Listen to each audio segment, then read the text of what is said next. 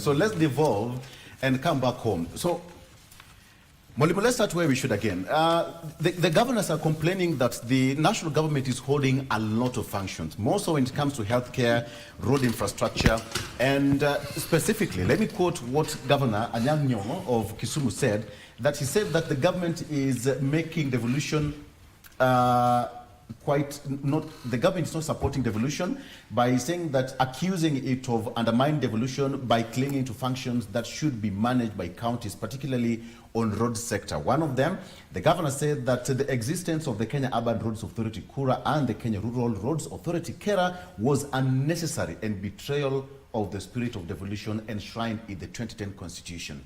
What do you make of that? We have seen this new push, and it did not start with Nyong'o. It's a big pressure because governors feel they should be able to do all the roads. For me, I would beg to differ, because 12 years down the line, doing audit of county governments, really not much has been done in terms of entrenching the very basic functions that they have. Look at, for example, the medical health personnel. They're struggling to be centralized and to be nationalized. That means certain things are not working right. And it is wrong for counties to try and engage in a dirty fight with the national government rather than engaging in consultations, intergovernmental consultation, and of course the IPEC, chaired by the Deputy President, is the right forum where the governors should be able to take those issues rather than bringing it to the court of the public. I still believe for roads infrastructure, it can be better done. What national government is doing under KURA and KENA should remain with the national government, because county governments lack administrative capacity and infrastructure to implement some of the programs. The fact that quite a number of functions are devolved does not mean the national government cannot involve itself. Look at UHC, the rollout of UHC. It cannot be exclusively mandate of county government. It's a serious collaboration with the national government. At the end of the day, it is the services that reaches that are supposed to get to the mwananchi. Yes. So I think the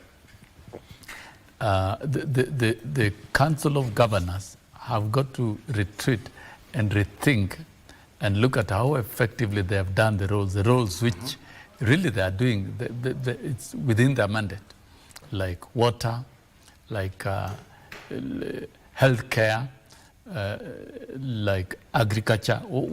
How are they participating in fostering even the rollout of UHC so that it takes root effectively?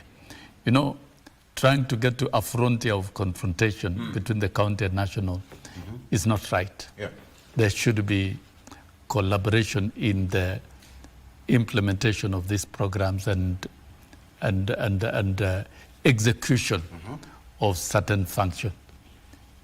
Roads cannot, in fact, even the feeder roads, the I don't know class what, which are given, which are left to the counties, it is so badly done that a lot of money goes into waste from the audit of the Ministry of Roads, Transport and Infrastructure. And it would be better if we have one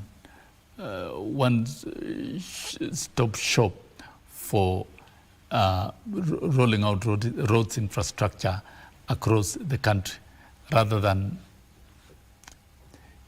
sharing out little money and having the money get wasted. So I think the counties might be asking for too much. ECD teachers. Asking for too much, and the Constitution provided for it. Some of the functions that are being like roads. Does the Constitution expressly say it is absolute mandate of the counties? It doesn't. It really doesn't. Yeah, it doesn't. But the concern is, why have Kura and Kera in the counties if the counties are capable of doing the roads by themselves? There is a division in terms of what roads the counties should do and what roads the national government should do. It's classified. It is clear. They should focus on what is within their mandate and assigned to them and the money given to them. Okay. And the audit in terms of doing of roads, the classes of roads that are assigned to the counties, is that really nothing much has been done. There's been a lot of waste. Jacob, the Constitution is very open to what should be happening to the counties and what should remain at the national government. But this debate is not new. I think this year alone, this is the third time actually we are doing it. Around a month ago we discussed about this, but it keeps on occurring over and over and over again. Then was the Constitution wrong? As an advocate, who is right and who is wrong? National government, county, or Constitution? Thank you very much for that question. I think we are undergoing something which we call teething problem. Our Constitution is fairly young. It's roughly approaching 15 years since we gave ourselves this new Constitution. Yes. And before we internalize and really implement it, we shall have this push and pull. For many, many years, we were used to a centralized system. We were, in fact, under one-party rule for quite some time, and we got used to that. Central planning, central command center. And when you divest this power and take it to counties, the center still feels it's naked. It still wants to claw back and take back those functions because it's used traditionally to perform such functions. Yes. But be it as it may, we need to cede the duties and responsibilities which we have allocated to counties. Really, we've seen our leaders even interfering with the functions of these counties by opening markets which are developed and built by the county governments, purporting that the central government has really put in some money in those markets. But we know that that's a devolved function. We have roads, classes of roads, which are really the purview of county governments. And Kura needs to be in the counties and not anywhere in Nairobi. Because all these urban centers and rural roads like Kera, they are all out there. And then we have in our Constitution 3 types of counties. We have purely rural counties which had no municipalities or urban centers to talk about. We have some which have counties which have both cities, urban centers, and they still have rural areas. And then we have the purely urbanite counties like Nairobi, Mombasa, and the like. They are not at the same level. And to bring them to the same level, we need to divest in the highly developed counties and build capacity in the counties to bring equalization. Devolution is about equity, to bring equity. And I believe the governors are right. I support them. They need to push. The government will always want to hold on, but they need to really force things out so that they have these budgets. And to allocate just 15% of our national resources or revenue to counties, and then we pass so much responsibilities to them, I think is unfair. We need to push the budgetary allocation maybe to 50-50, because 50 national, 50 counties. Yes. A lot of the work is done at the county. Is that even feasible? It is. What does the central government do other than policy, other than foreign affairs and the defense? Most of these other functions have especially health and education. If you are talking of education at a basic level, Yes.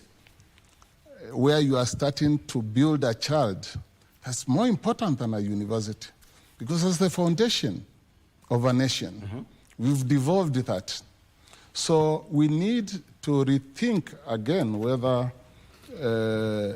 really we are doing the right thing. Look at health, my brother, and with due respect, Mr. Sosioni has talked about universal health coverage. Once you devolve health, you need to enable the counties to build capacities, both technical, infrastructure-wise, and things like those. Because some of these equipment, like medical equipments, like an MRI machine, they are very expensive. We need really to increase the budgetary allocation and support the skill acquisition by the counties in the health sector, rather than blaming them for their failure. It's us who are failing them. All right. Dan, there is triple D, devolution, democracy, and development. Those three things. Triple D, development, democracy, and development. These three things, there is a fight. When you look at them, it's not even about devolved functions. It's about these three. So how are you going to separate these three to make sure the national government, as he said, that the central government does not feel like we are used to a certain way of doing things. So status quo must remain, even though the constitution says that we have to devolve this, but zingine zibaki hapa kidogo tu, you understand? So separating the three, is it possible? Because that's where the problem is. I don't think in reality, and of course, my colleagues have mentioned about after over 10 years of passing of the Constitution, and actually it's 15 years, marking the 15th year this year, after passing having a new Constitution.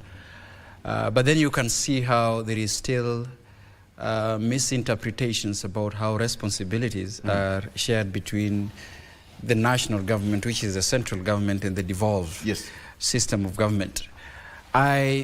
Comparatively, I might not really, determine on what pace Kenya should be looking at and, vetting or auditing its progress. Because each and every year what we can only be accorded is by the fact that we're always having an annual devolution conference to probably look at the gains, to probably look at the challenges, and probably look at the opportunities that are ahead with regards to devolved system of government as enshrined in the Constitution. And by that it means that the only way we are treated to a conference is just maybe annually looking at what steps have we been making as a country, what are the challenges. And this has religiously been in the country each and every year, save for 2020 when there was the outbreak of COVID-19 and other factor that has hindered the conference. We always have a stock-taking conference to look at, what are the progress. But however, even in the US that has a mature democracy, Victor, you've seen that, President Trump is having a lot of problems with the states in terms of, interpretations of some of these policies, that are affecting the federal government and, other devolved units in the US. So sometimes I try to be very considerate in terms of, putting Kenya into the scope, looking at if a mature democracy like the US still struggles with interpretation, of what the federal government should be holding vis-a-vis what the states, the other states should be having. Then I'm looking at our constitution as probably being progressive in terms of, teething problems, I need to jumpstart as my colleagues have said. I need to jumpstart. Right. You know why? Do you know why? Because you need to serve. I need to jumpstart it. Let's take a break. We'll break back. Stay with us.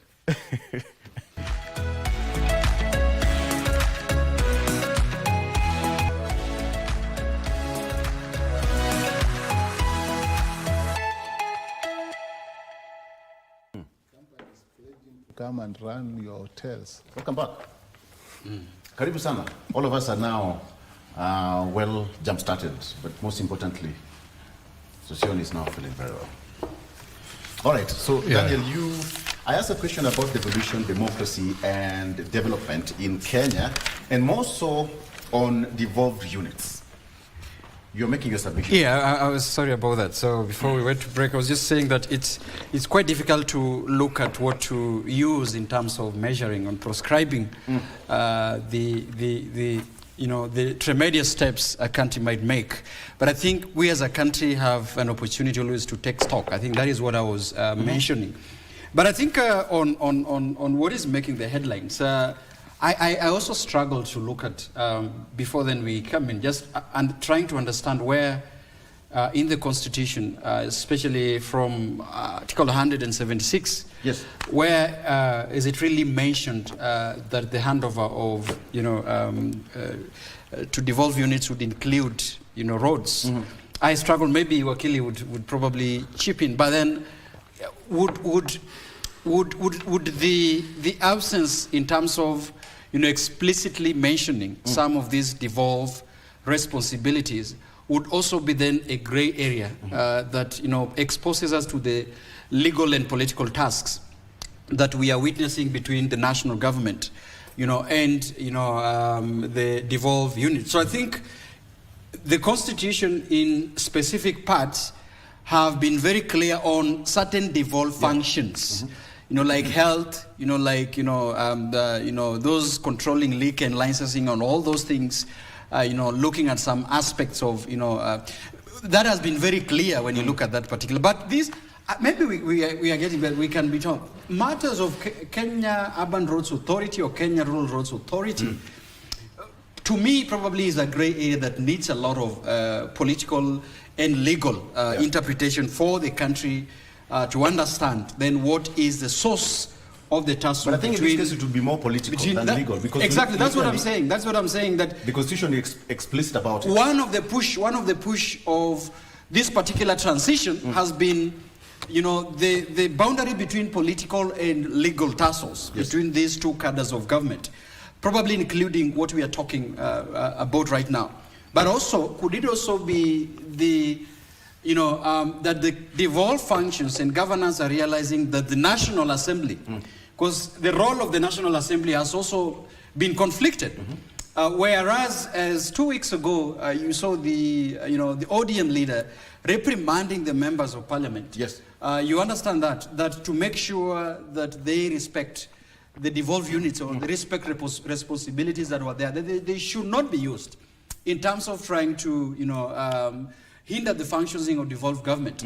The courts ruled previously against CD, what is called the Constituent Development Fund, and then there was a twist to call it the national government, to fit the law. But if you look at legally, CDF, it's not, the governors are claiming that those particular monies would actually be devolved, and the only container, only platform that accepts devolved funds is the devolved system of government, and not really the constituencies, as it were in the previous constitution. So then you could see there is a lot of, tussling that does not only touch the national government or the executive, but also looking at the National Assembly in its functions, in terms of the legislative policies, in terms of the oversight. How are these funds, devolved funds, being used?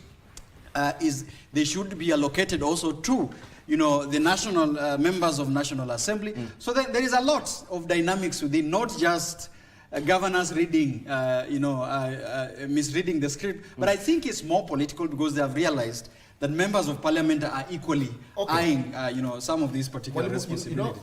Quite interesting. Then should we force a political process to devolve all the functions? Because legally speaking, we've had so many legal interpretations in as far as devolution is concerned. I mean, and again, he's also talking about the National Assembly not doing its part to the extreme end that's supposed to be. So are we supposed to have a forceful political intervention to this?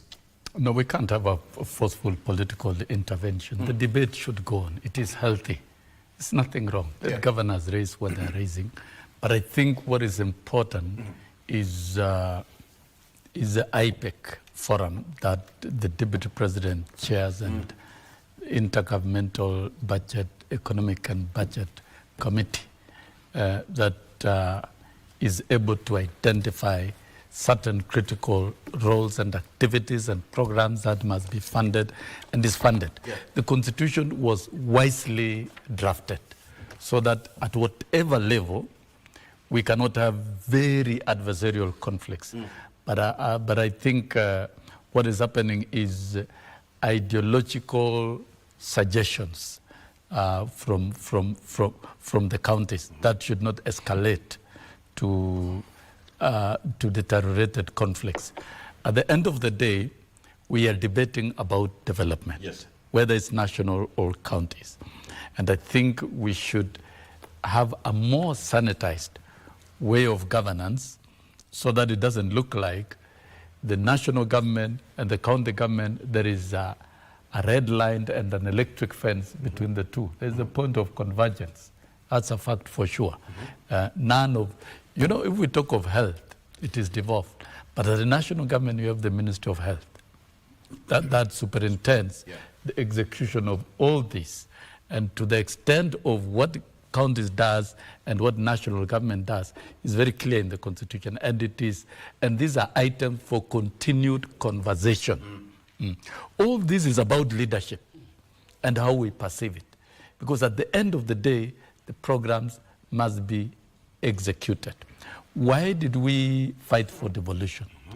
Because there was an equal development. Some parts of the country were perceived to be receiving more development resources than others. And 12 years down the line, and with the Ruto administration, if you look at the key flagship areas, it really touches on activities that touches on devolution and which are dear to the people. For example, agriculture. Development, agriculture is devolved. But you see, do the governors believe they can do agricultural programs on their own? No. Look at the program for fertilizers and other policy intervention nationally, and they need the national government most so that they are able to drive it, so that they're able to work on it. And this is where collaboration comes in. Look at housing. Look at housing. No. I'm trying to say that counties do not have enough. Allow me. Or skill. They can't do it on their own. A national government cannot preside over those particular functions without the collaboration with the counties. For example, we are rolling out universal housing. It's a national model, and it's a national program, but it's being implemented at the counties. Yes, that's where there has to be collaboration, agreement, and how to deal with it and how to implement. Because eventually we need to roll out housing across the country. It's being done. Look at the UHC, for example. How do we make it work? The questions we should be asking is, how best can we approach all these programs without national and counties conflicting or fighting for resources? When I look at, for example, counties wake up one day and say, no, CDF should be given to us. Yes. I think that is it's a blind argument. It's uncivil, to say the least. Because look at the history of CDF. It started in 2003, before even the writing of the Constitution. And it has worked very well for 22 years. Having worked in that space, things to do with Harambes for schools are now forgotten. So that is a fund that cannot be removed. It's a fund that needs to be protected. It's working for the good of the people of Kenya. And for governors to say, no, give us that money, I don't think they are being sincere.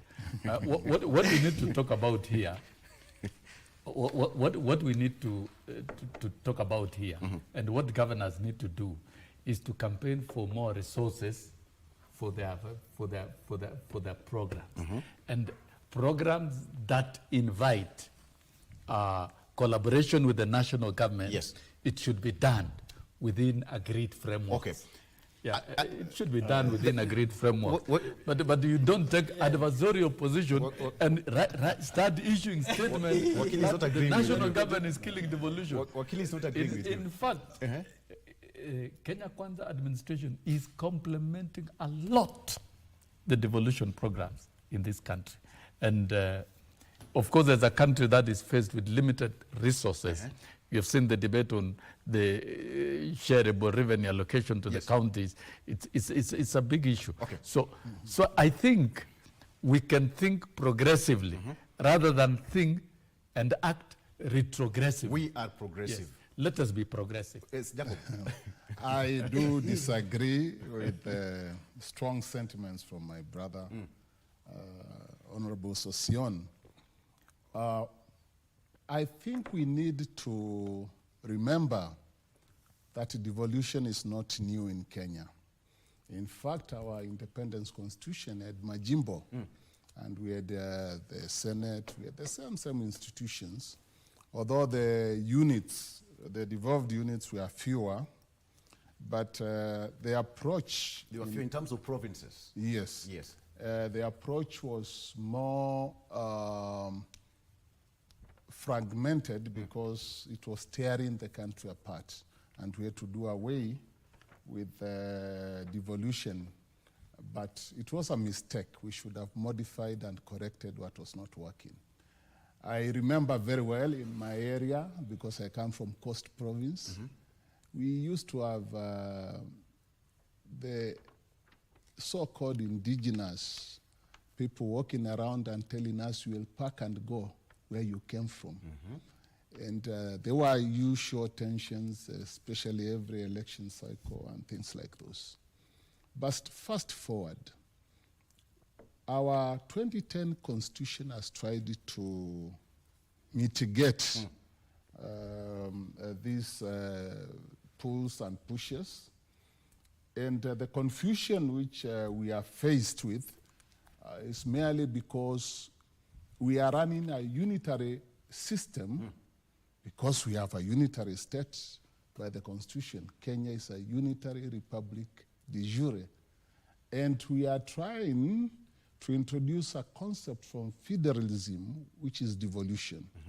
We are doing devolution, not decentralization. There are two distinct concepts. To decentralize is just to take certain functions out of a central place. But devolution means you cede power and share power, planning, implementation with units. You are not doing everything. In decentralization, you have still a central command which orders. But in devolution, we have unitary planning. One county, Machakos County, can decide our priority is water, while Kiambu County decides its priority is infrastructure, roads. And roads and public works, maintenance of buildings and things like those, including the so-called affordable housing, is a devolved unit, functions of the devolved governments.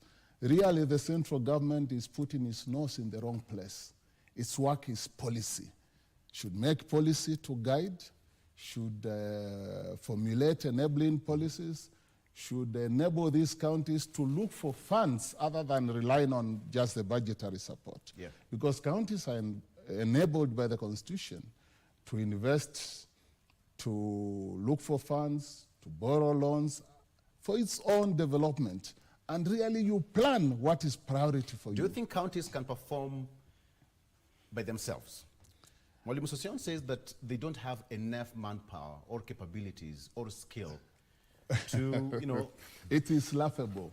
It is laughable to say counties don't have the skills. Where do we come from? All of us come from counties. We have been used to serving in Nairobi. All these doctors, all these lawyers, all these engineers.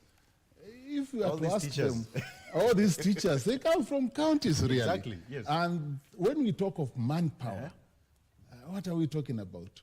The manpower in terms of, you'll still have to consult more from the national government, all right? More from the national government.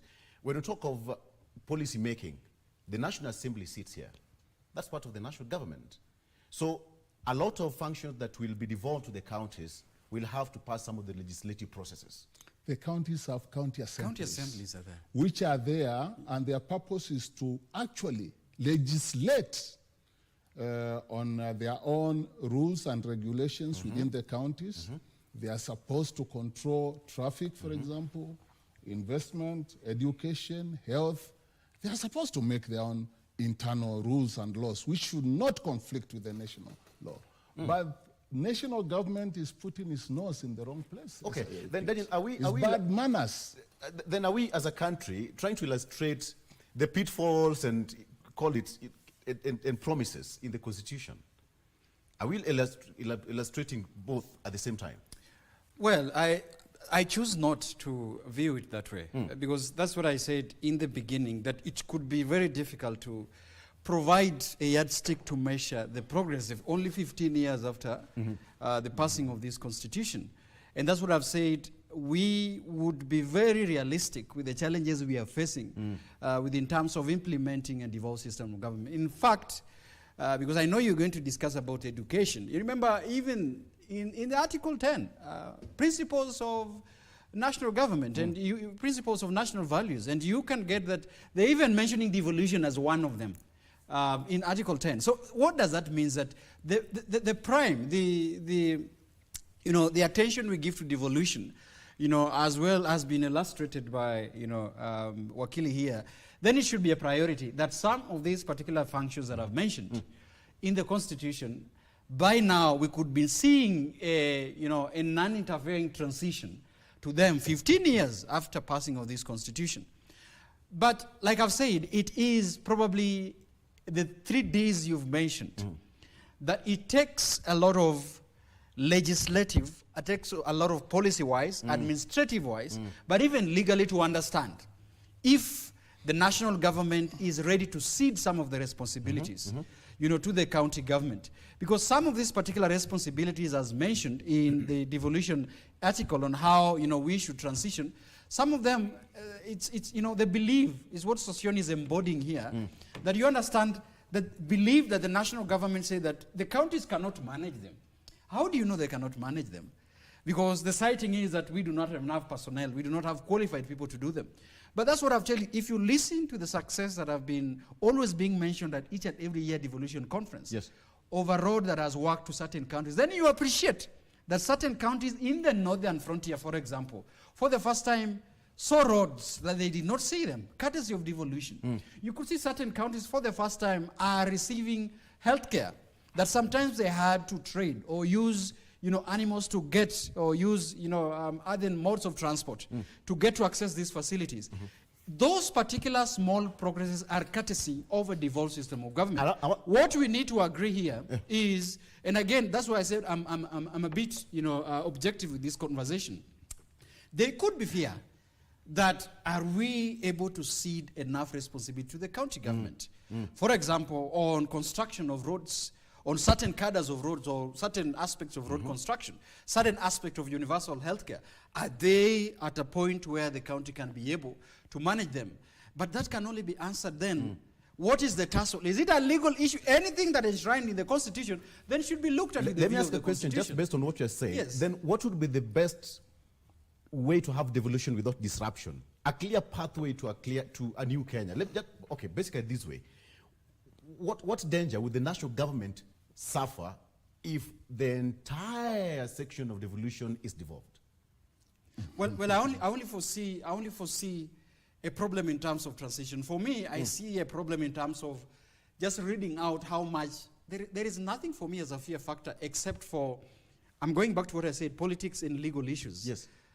How much can we receive responsibilities and power to a devolved system of government where governors now have full authority in terms of making certain decisions? And on the flip side, I also agree with those Sossion is saying, what can happen when we, for example, entirely give a unit, that's my question, a full power, a full political, legal power, administrative power, and a policy power? I mean, we have seen the responsibility even with the county assemblies. What happens to the county assemblies when they are given full throttle control of county resources? We've seen how county assemblies behave, and not all of them. So I think there are those particular careful attention that the national government also looks at, but that should not be a pretense in terms of trying to devolution. Molimo, what if it's fully devolved? Let's just hypothetically speaking. There's nothing wrong. And why should it not be? And if results follow, there's absolutely nothing wrong. All these arguments we are making here I think we are lost in the confusion of the whole program. And we cannot be theoretical, but we must be practical. Let's accept that as a country, 12 years down the line, we've made tremendous achievement in devolution. True. In getting the administrative units work, in giving it the right traction. But of course, there are questions on gaps on effective delivery of its mandate. Of course, there are questions. But that does not mean the national government is trying to claw back the roads. No, it is only complementing. Because if roads are made in Kitui, for example, those roads don't belong to Nairobi. It belongs to the people of Kitui. If hospitals are built in Bomet, those hospitals are not domiciled in Nairobi, but they work to complement the healthcare delivery services within that particular county. What I'm arguing about is effective collaboration as provided for by the Constitution. Before even you go to the devolution conference, the IPEC meeting, the forum, chaired by the Deputy President, is critical. So that there, you are able to apply your minds on literally every program of devolution and funding. What I disagree with is when people wake up one day, because I've seen arguments, that, education was not devolved because NAT threatened to shoot down the referendum, which is true. We stood and we said, it is too early for this country to devolve education. We still need unified national quality education delivery managed from the center. Other things can be devolved. And we were listened to. And that is why teachers remain centrally employed. In fact, TSC was to be obliterated. We wouldn't have had it as Chapter 15 commission, but we argued for the case. The doctors were unable to. Look at what is happening with the doctors. This is a real problem. It's too much for the counties to deal with the human resource and to deal with the infrastructure and to deal with the programs. I think sometimes they wanted to do literally everything, which really, we've got to do things gradually. Eventually, in the long run, if certain aspects and functions that have been given to the counties are effectively delivered, and you convince the country that it can be done, then other functions can follow. You know, devolution has to be progressive. It cannot be a bomb that is thrown instantly without requisite preparation. You see, Victor, I've seen arguments now talking about that education must be devolved because in other jurisdictions it is devolved. It is true, even in South Africa and many others. But you see, as a country, we've done very well to mount the best education because of good centralized management. And we are talking about national unity, the goals of national education. There are things that you can't devolve. And that is one. I've seen the attack on CDF. I'm one defender of CDF because 90% of CDF goes to expansion of infrastructure of basic education, including bursaries. And we have seen counties trying to give bursaries to basic education, which I am not opposed to that. That is part of corporate community responsibility. And nobody has questioned why they are doing it, yet it is not their mandate. There are points of convergence we must accept. The issue here is that are the Council of Governors providing the right leadership to engage and negotiate properly with the national government on how to implement these programs? Is the national government very obstinate about the issues being raised by government? No.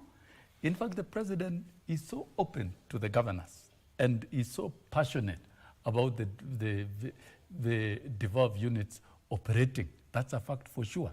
And we must accept. Why are we in leadership, both at the national and counties, to deliver to the people of Kenya? And the urgency to deliver to the people of Kenya is what must drive us. Let us not prod conflicts. Okay. Let us not prod conflicts which are not necessary at this time. Let us deal with what is on the menu, what is on the table. Let me get so that it let works. me get your final words on this, because now it's quite important. So how do we achieve it? In 30 seconds, Wakili, Can we have devolution without disruption? But Mwalimu says that there should be a collaboration between the national and devolved units. Which is in the Constitution. Yes. The two units are entirely... We cannot. Yes, it is. We cannot have lack of disruptions, these pulls and pushes, because we are dealing with human beings. Some of us are conservatives. We are used to centralized power to control everything. Remember, the president faces an election just like the governors. And if you have a well-performing governor, he can really challenge you at the national level. So it is in the best interest of the president not to allow governors to grow and challenge his power. That's a different way of looking at No, it. that's a different agenda. That's what I said. They do indirectly political, frustrate. There is the politics. That's a different way of looking at There it. is, there is that's a politics. different, And you must agree, altogether. there are liberals and conservatives in every society. Right. The other aspect which we need to look at is whether, having gotten used to a centralized system for over 40 years, really we can wake up and just transition. So these teething problems will always be there. Okay. It's for us to negotiate the paths and discuss and understand what we gave ourselves. A very powerful constitution which wants to lift the entire republic and create uniform development for all Kenya. Very well.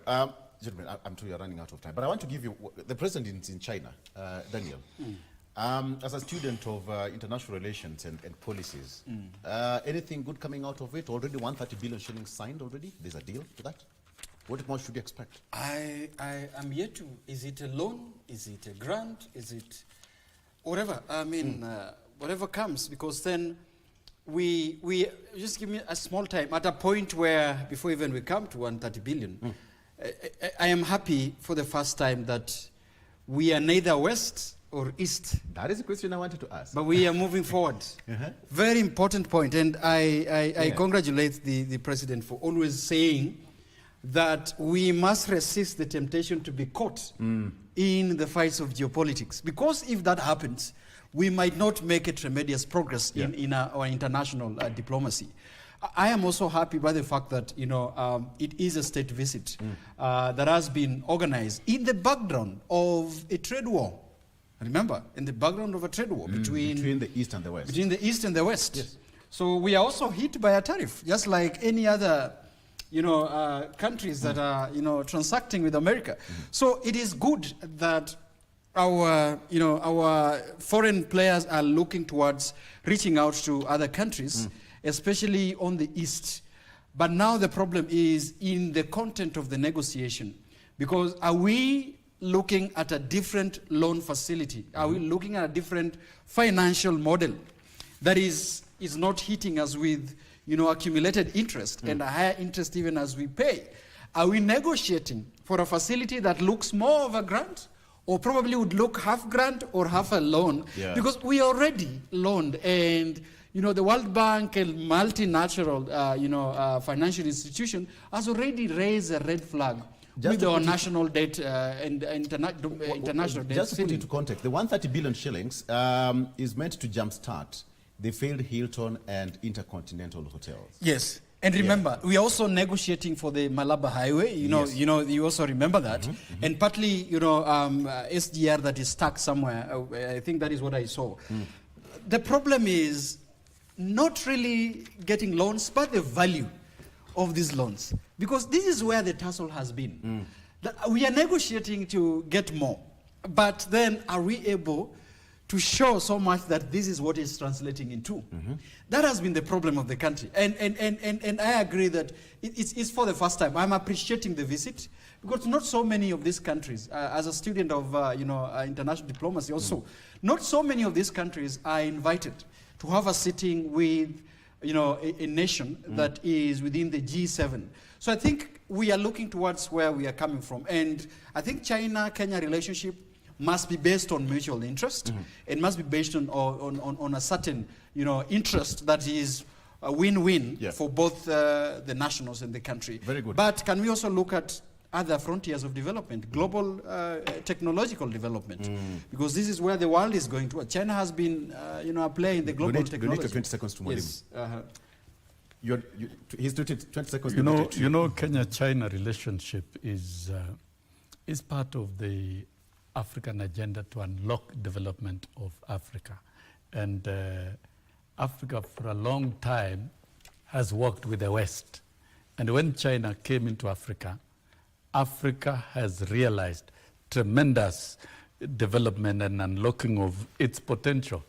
And if you look at Kenya, China has done a lot in terms of collaboration in development. You can trace back to the era of Moi, and you look at what they call Kasarani Moi International Sports Center. That was a major infrastructure with the Chinese, and we are doing the standard gauge railway with the Chinese. And the standard gauge railway is not a Kenyan affair, it's a continental affair, so that it must extend to Malaba. It cannot remain hanging midway. Okay. And that's an obligation of China, including the dual highway from all the way to Malaba. This will be done. We cannot look at any other. Our collaboration with China makes a lot of sense, and opening up other infrastructure services is good. So I think the president's visit to China is going to enhance Kenya-China relationship and unlock economic potential and activities in many other areas. When you talk of Hilton and India, yes, when is up. why are you born on an epidemia? It is the director. Wakili, allow me not to give you are we good with the relationship Kenya-China? One word, yes? Yes, Kenya has been a friend of China even before independence. Yes. And if you recall, China was one of the funders of the Mau Mau movement during our struggle for freedom. But we've never taken full advantage of our relations with China. But here we are now. China was the first country to open a foreign mission in Kenya at independence. Thank you. They built the Tazara Railway in 1970s. We never took advantage of our relations with China. But I commend the president having taken the initiative to follow the footsteps of our... I promise we'll write back so that when the president is back, we'll take a look at some of the goodies that he'll have in the basket once he's back. Right now we can just speculate, but once he's back, we'll be able now to evaluate one by one and talk about it. Thank you, gentlemen, for coming. All right, we're just right about time. Where we come from, we said meet Karumi. Daniel can say that. Yes, it's always sweet when you're almost ending. My name is Victor Lo. Daniel Orogo. Yeah, your tea is gone. Daniel Orogo, political analyst. Wilson Sosion, former NATSECGEN and nominated member of parliament. Jacob Mutula is an advocate of the High Court, an activist, and also he has got so many titles. I wish I had more time. I would have said them all. Thank you, gentlemen, for coming. Let's take a break. Good Morning Kenya continues after this. Good morning.